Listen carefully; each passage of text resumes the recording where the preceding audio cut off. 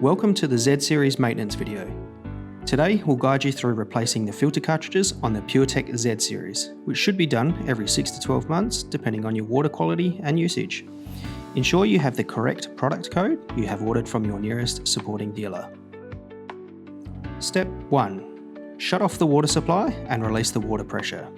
While your Z Series will have an automatic shut-off valve in the head, it is best practice to isolate the water to your filtration system and release the water pressure by opening up the tap. Step 2. Preparing the new cartridge. Next, remove all packaging from the new cartridge, including wraps or caps ready for installation. Step 3. Removing the old cartridge. Rotate the expired cartridge counterclockwise a quarter turn, then slowly pull the cartridge down and out of the head.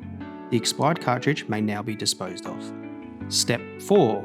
Installing the new cartridge.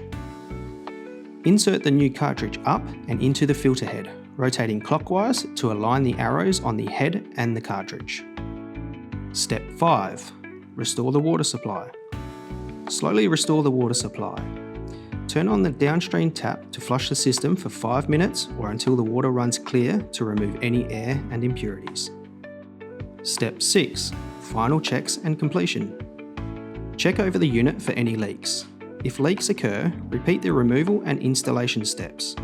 If leaks persist, isolate the water and contact your supporting dealer. Remember to record the service date. Your system is now ready for use. If you have further questions, please contact our customer care team.